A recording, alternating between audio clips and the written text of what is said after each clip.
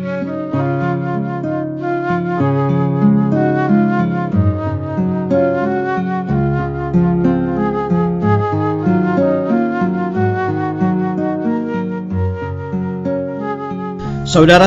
dan teman-teman yang dikasihi oleh Tuhan Yesus Kristus, kita bertemu kembali dalam program Arus Hayat Voice.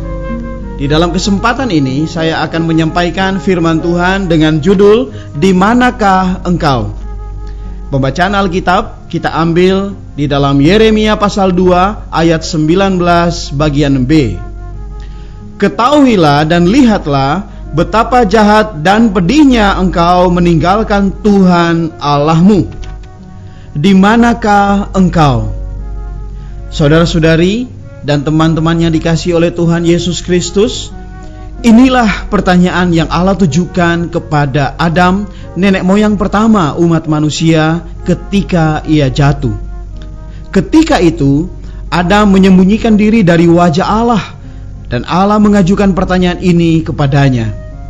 Hari ini, orang-orang dunia juga menjauhi Allah, maka Allah juga akan mengajukan pertanyaan ini.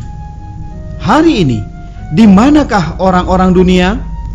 Secara luaran ada orang di sini, ada orang di sana, ada orang di kantor pemerintahan, ada orang di kantor swasta, ada orang di toko, ada orang di pabrik, ada orang di sekolahan, ada orang di rumah, ada orang di tempat judi, ada orang di tempat dansa, ada orang di tempat minum-minuman keras, ada orang di gedung bioskop. Tetapi dimanapun orang itu berada, mereka tetap berada di dunia ini. Namun sesungguhnya mereka berada di bawah kekuasaan kegelapan. Karena Alkitab memberitahu kepada kita di dalam 1 Yohanes pasal 5 ayat 19 bahwa seluruh dunia berada di bawah kekuasaan si jahat atau iblis. Di dunia ini, si jahat kalau tidak menaruh orang di dalam kubangan kejahatan dosa, ia akan menaruhnya ke dalam ketamakan akan dunia masa kini.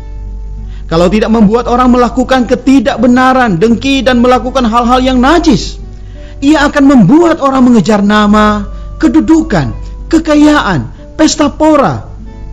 Dan tujuan dari semua ini adalah membuat orang menjauhi dan meninggalkan Allah. Cara boleh berbeda, tetapi tujuannya sama, yaitu menjauhi Allah.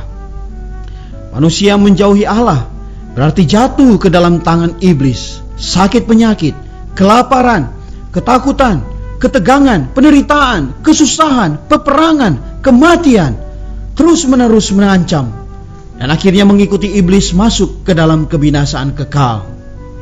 Seperti yang Allah katakan di dalam Yeremia pasal 2 ayat 19, ketahuilah dan lihatlah betapa jahatnya dan pedihnya engkau meninggalkan Tuhan Allahmu. Tujuan Allah menciptakan manusia ialah agar manusia hidup di hadapannya, tinggal di dalamnya. Inilah tempat yang seharusnya manusia berada. Begitu manusia tinggal di dalam Dia, manusia akan mendapatkan naungannya yang maha kuasa, seperti yang dikatakan Alkitab di dalam Mazmur pasal 91 ayat 1. Orang yang duduk dalam lindungan yang maha tinggi dan bermalam dalam naungan yang maha kuasa. Sebab di atas semuanya itu akan ada kemuliaan Tuhan sebagai tudung dan sebagai pondok tempat bernaung pada waktu siang terhadap panas, terik, dan sebagai perlindungan dan persembunyian terhadap angin ribut dan hujan. Firman ini terdapat dalam Yesaya pasal 4 ayat 5 sampai 6. Juga di dalam Yohanes pasal 5 ayat 18 berkata bahwa si jahat tidak dapat menyentuhnya. Lagi pula, begitu manusia tinggal di dalamnya, ia akan mengecap kasih setianya, menikmati kekayaannya yang tidak terduga. Seperti yang dikatakan kitab suci di dalam Mazmur pasal 35 ayat 8 sampai 10. Betapa berharganya kasih setiamu ya Allah. Anak-anak manusia berlindung dalam naungan sayapmu. Mereka mengenyangkan dirinya dengan lemak di rumahmu. Engkau memberi mereka minum dari sungai kesenanganmu, sebab padamu ada sumber hayat. Di dalam terangmu kami melihat terang. Oh, betapa puas betapa sukacitanya, damai sejahtera, dan pengharapan yang mulia di dalam Allah.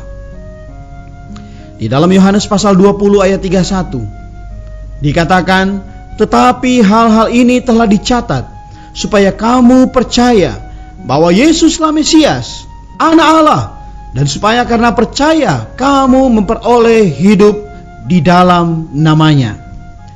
Yesus datang ke dunia menjadi manusia adalah Kristus, adalah Mesias, Anak Allah.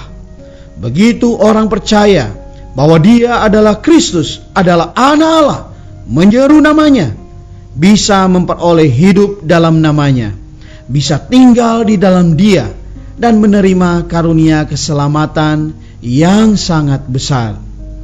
Amin. Mari kita berdoa. Tuhan Yesus, terima kasih atas firman-Mu yang telah aku dengar, membuat aku sadar bahwa aku ada di dalam dunia. Berarti aku ada di dalam cengkeraman si jahat. Tetapi Tuhan, aku mau datang kepadamu. Aku mau melepaskan diri di dalam dunia yang dipengaruhi, yang dikuasai oleh si jahat ini. Aku mau menerima Engkau. Aku mau mengikuti Engkau. Hari ini aku percaya bahwa Engkau adalah Mesias. Engkau adalah Anak Allah yang hidup, yang mau menyelamatkan aku. Tuhan, aku menerima Engkau sebagai Tuhan dan Juru Selamatku. Terima kasih Tuhan. Di dalam nama-Mu aku berdoa. Amin. Demikianlah firman Tuhan. Sampai bertemu di kesempatan berikutnya. Kasih karunia Tuhan Yesus Kristus menyertai kita semua. Demikianlah program Renungan Arus Hayat Voice Note pada hari ini. Dan jika Anda tertarik untuk memiliki renungan firman seri-seri sebelumnya, serta mendapatkan info mengenai sosial media lainnya di area Anda dapat menghubungi kami via SMS di nomor 0877 77 11 4777 atau mendownload di website kami di www.pemulihan.or.id. Tuhan Yesus memberkati kita semua.